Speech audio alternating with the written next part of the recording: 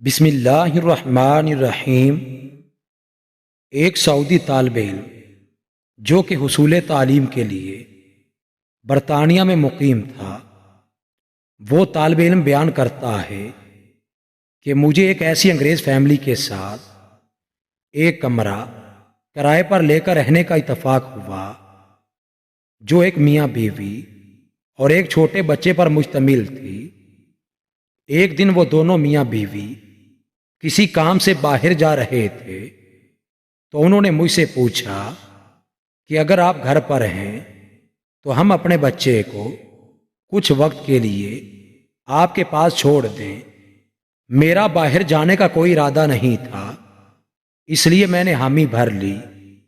وہ بچہ مجھ سے کافی مانوس تھا۔ کچھ دیر کھیلنے کے بعد وہ مجھ سے اجازت لے کر کچن میں گیا اور تھوڑی دیر بعد مجھے کسی برتن کے ٹوٹنے کی آواز آئی اور ساتھ ہی بچے کی چیخ سنائی دی۔ میں جلدی سے کچن میں گیا اور دیکھا کہ شیشے کے جس گلاس میں بچہ پانی پی رہا تھا وہ اس کے ہاتھ سے گر کر ٹوٹ چکا تھا اور بچہ ڈر کر اپنی جگہ سہما کھڑا تھا۔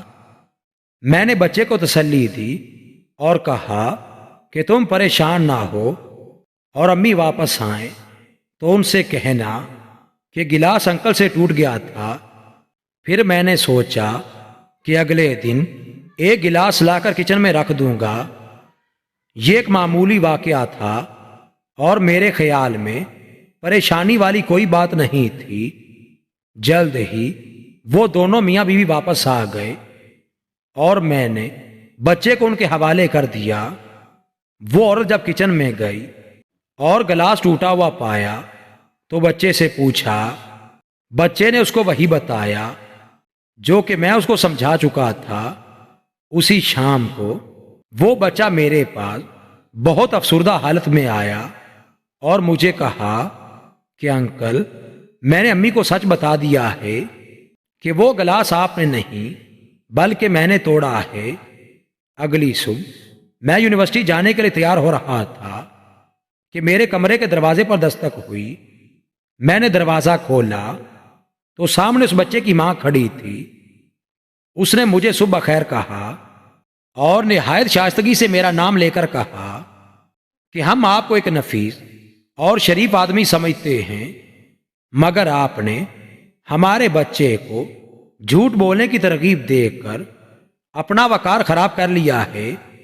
ہم نے آج تک کسی بھی معمولی یا بڑی بات پر اپنے بچے سے جھوٹ نہیں بولا، نہ کبھی اس کو جھوٹ بولنے کی ترغیب دی ہے۔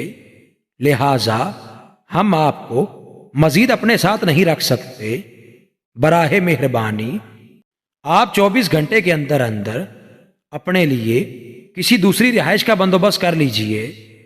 میرے پیارے مسلمان بھائیوں، آئیے ہم ایک لمحہ کے توقف کے ساتھ اپنا ہلکا سا احتساب کریں کہ ہم میں سے تقریباً ہر بندہ صبح سے لے کر شام تک معمولی باتوں پر کتنی مرتبہ جھوٹ بولتا ہے، اور کتنی مرتبہ ہمارے بچے جھوٹ بولتے ہیں جس پر ہمیں کوئی ملال نہیں ہوتا۔